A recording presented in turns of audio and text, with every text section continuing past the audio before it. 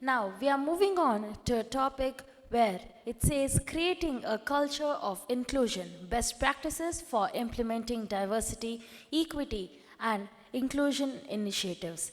I would like to invite Mr. Kashi Viswanath, Head HR-CMMB and IMB, Larsen and Toubro, who is an engineering and HR management graduate who possesses more than 24 plus years of HR experience with 15 plus years advising business leaders as part of their leadership teams.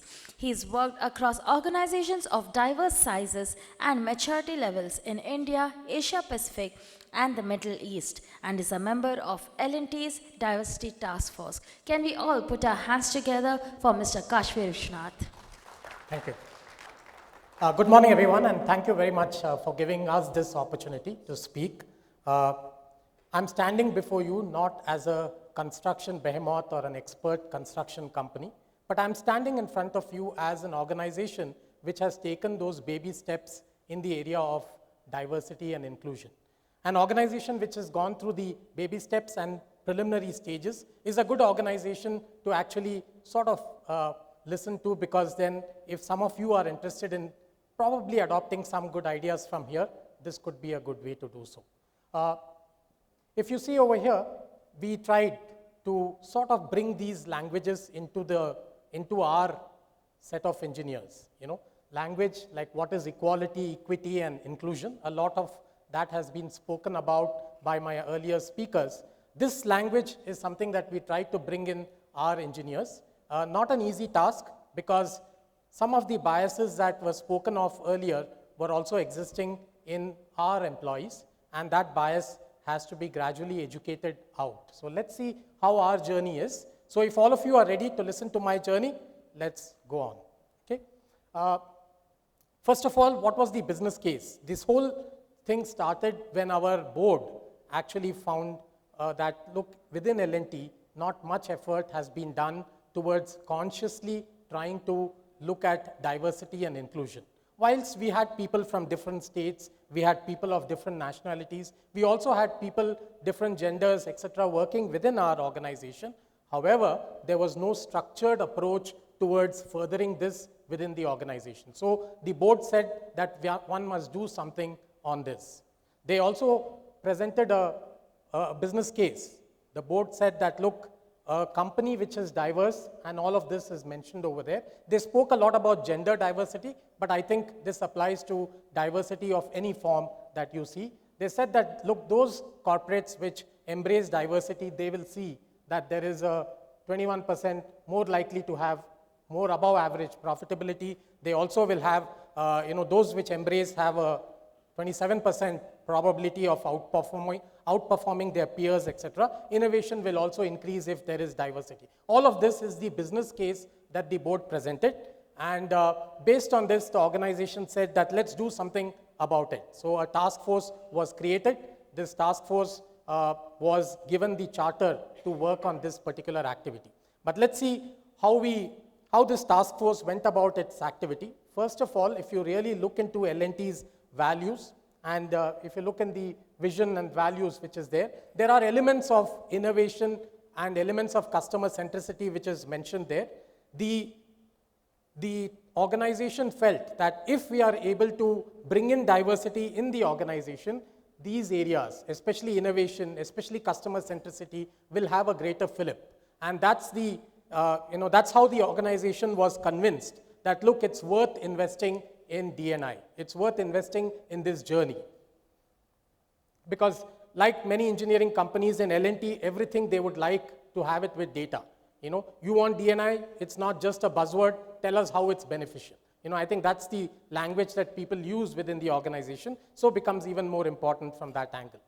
The organization said that whilst we will not paint the sky or boil the ocean, let's look at 3 areas where I think we have a good way to progress. One, I think, is to improve gender diversity. So very clear targets were set. They said that by 26, we have our 5-year plans which are there. We call it Lakshya.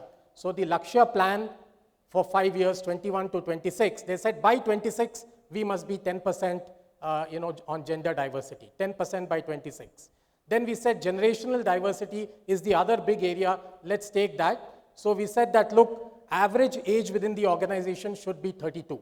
Right now, we are averaging somewhere around 36. So they said average age should be 36, 32 within the organization. That's the other target they set for.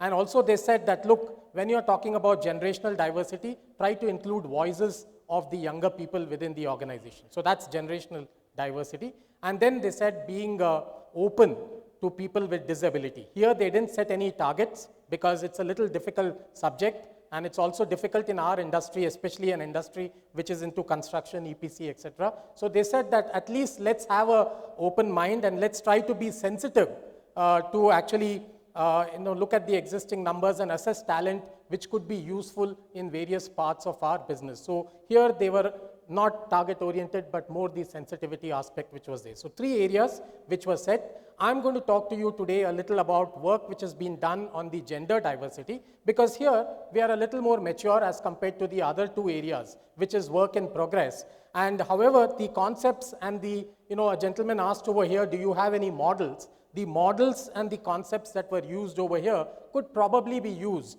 in the other parts, other diversity, or any area that you would like to sort of focus on. So first of all, gender.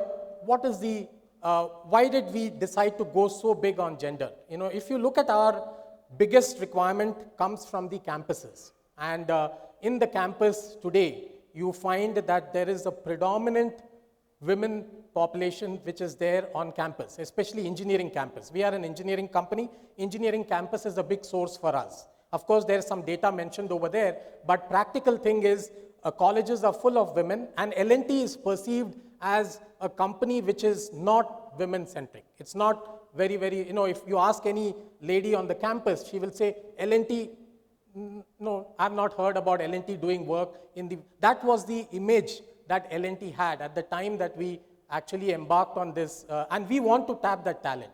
That talent is very important for us, and therefore, gender diversity automatically becomes a business case. So there is no question about it. Talent important, so let's focus around gender diversity. So what did we do? Very importantly, whenever one looks at an area of diversity, I think we had to first of all set the tone within the organization. Within the organization itself, we had so many women who are doing so wonderful jobs. I don't know how many of you know over here, and I think all of you must have heard of the bullet train project. Anybody has not heard of the bullet train project?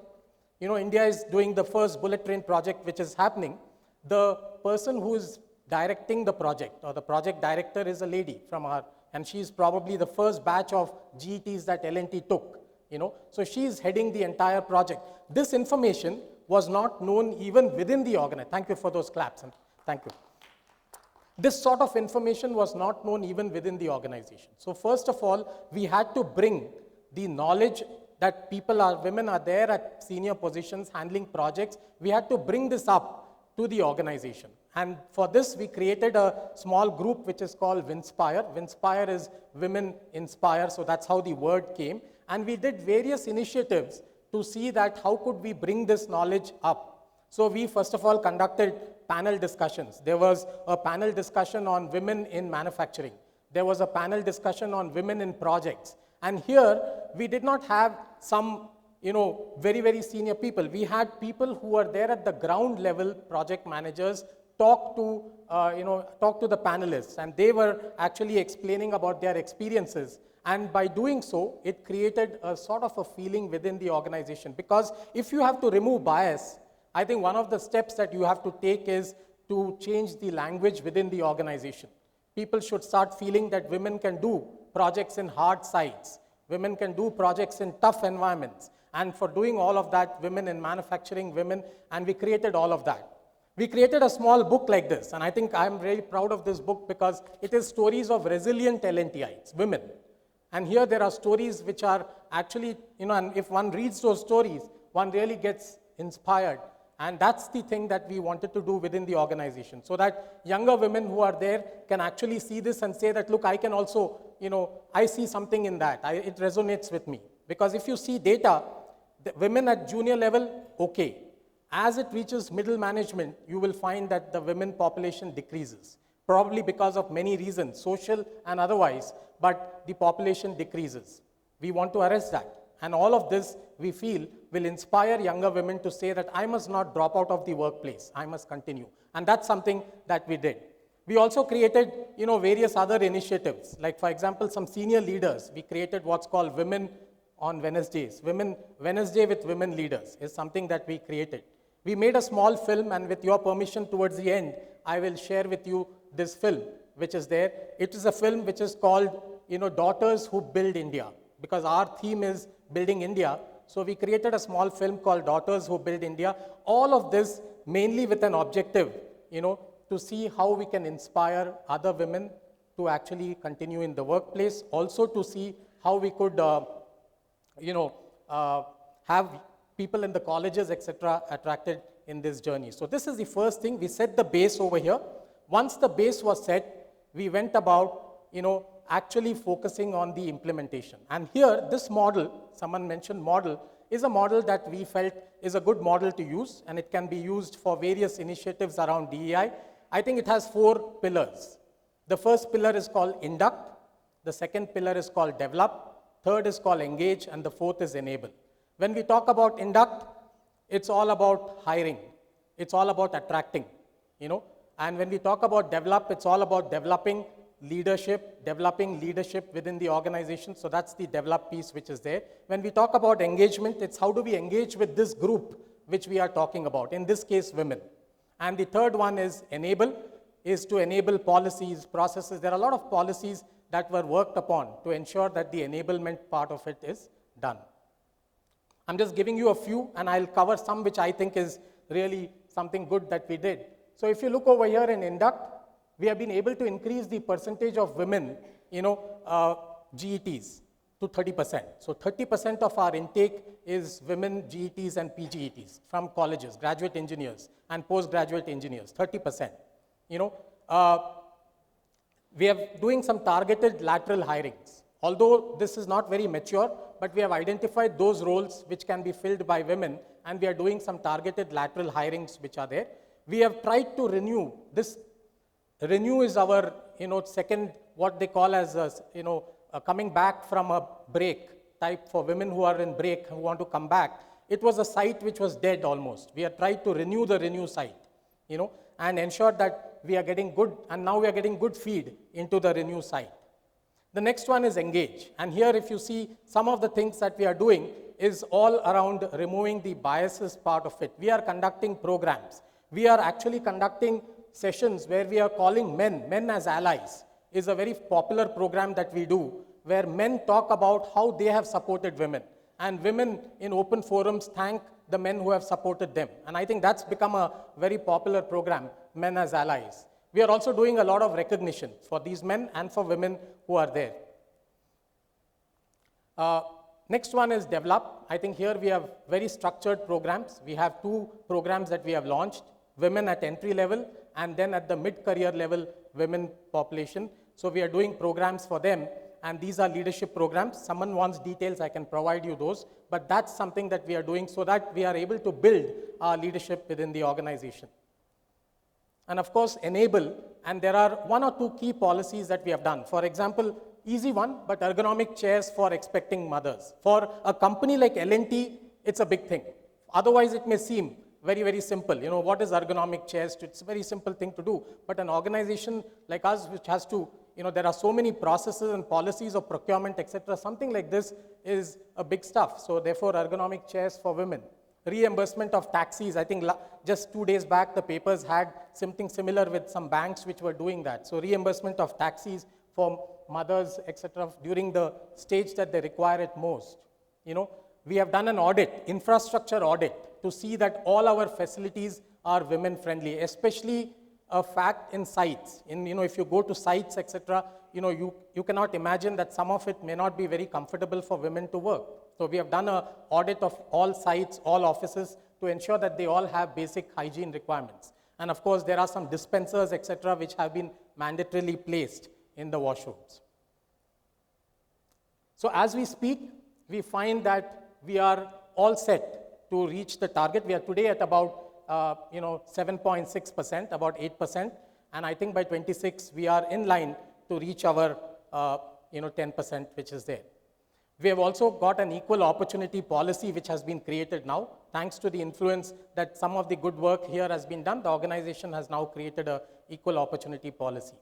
There are some activities which are still work in progress, and I think we will reach them soon. For example, the role for women in different stages of her life, is something that we are still, we are not very mature over there. I think work is happening. Compendium of benefits of D&I. All the benefits. What does the benefit of diversity bring to the organization? I had a boss who was a lady boss. She brought in so much variety into the leadership style which was there. Like this, are we able to quantify some of the benefits so that we can go and talk to line managers and tell them there is a benefit? So that's the compendium of benefits which is there.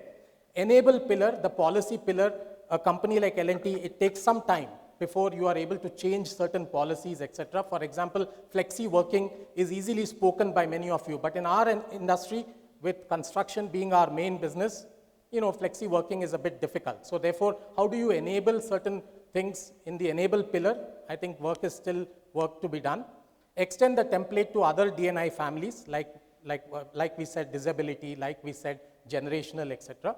And the final one, our CEO said that he will not sign the charter. There's a UN charter which sort of tells that the organization is committed to empowerment and gender equality. He said, I will sign it only when I see a lot of good work happening on the ground.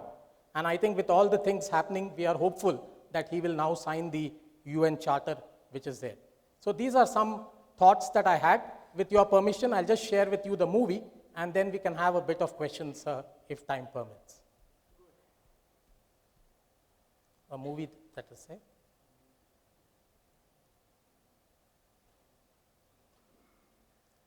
This movie called Daughters of Who Made India. So it's a nice movie. It's a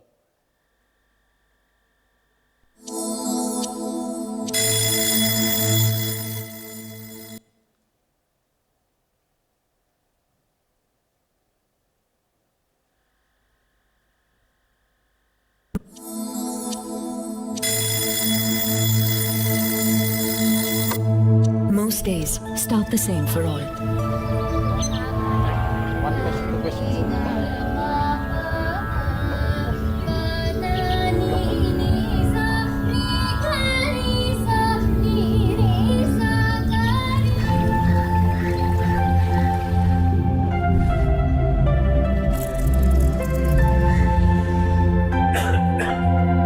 But some days start differently for others.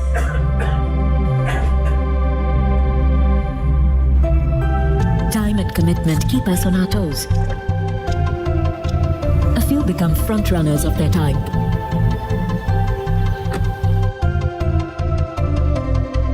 While some are born to stand tall, and some are born to lead. Some are born to mold others.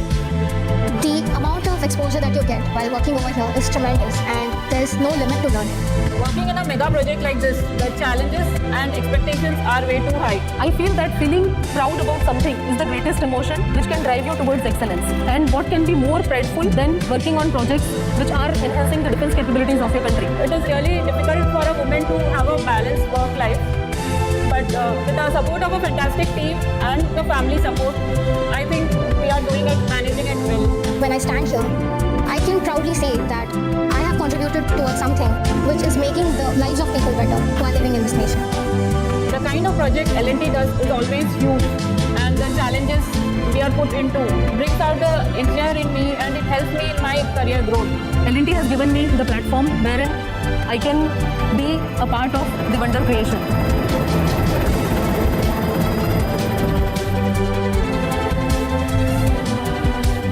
When faced with challenges, the true metal in them shines.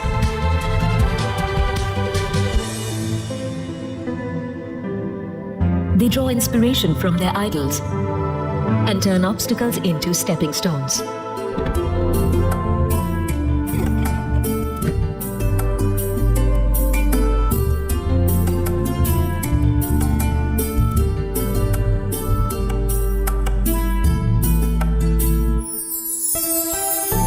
In a country where women have rewritten the rules in the past, we now celebrate the strength of ladies who pen India's future. They move the wheels of India's progress.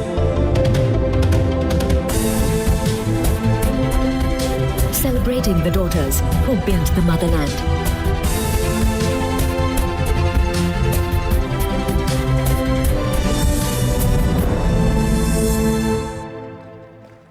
Very nice, sir. Very beautiful presentation. I don't accept that women are equal. They are superior in all aspects. And we men are experienced one. We know every day we are seeing the performance and we are seeing how intelligent and talented women are. They can fly, they fly aeroplanes and rockets also. Only thing they have to be a bit cautious while driving on the road. Still they need to prove that they are good driver. And see, you talk about that now we are experiencing many of the organization, all the organization, they have a retirement age, 58, 60. When people retire, still they are energetic and very, and they don't look like retired, or they are not tired also. When doctors at the age of 55, he can do surgery very well. A lawyer at the age of 75, he is contesting in the court and putting forward the points and all very beautifully, and we respect them for their age and experience. But in the corporate world and all, we are seeing that at the age of 26, people become senior vice president. Or quite a few organizations, when their starting designation is not management trainee, they start with deputy director. So, now the retirement age now 45, they are planning. At the age of 40, they are settled and they want to retire and all. And at the same time, the politicians, they are not tired. 75, 85 years, they want to rule and they are ruling the country. When people tired at the age of 58, 68, and a lot of energy, your brain doesn't work properly at the age of 60 and all, that means a politician, they don't need brain to run the country at the age of 70, 80 and all. So this is the question, but we can't answer also. But what do you say about this trend that when people are taking, without much experience, they are taking the position, or leadership position and all senior vice president at the age of 26, 28, having 6 years experience. Now we are seeing the ads also every day, being a HR person, that are looking for a general manager having 6 to 7 years experience, which we have seen that at least 15 years experience and all. So what experience has taken back side? What is your opinion about this? Sure. Can I? I don't know. I'm actually surrounded by people who are not wanting anybody above 40 to be on stage now, at this point. Sure. Yeah, okay. Sure. I would like to apologize to you, Mr. Pradeep, on this. We are running short of time and we have got instructions that you can all connect with each other in the networking break. Thank you so much for understanding, and I would like you all to please give a huge round of applause to Mr. Kashi Viswanath for such a wonderful demonstration on this topic. I would like to invite Mr. Uday Vora, Head, Solution Consulting, India, UKG, on the dais to felicitate Mr. Kashi Viswanath.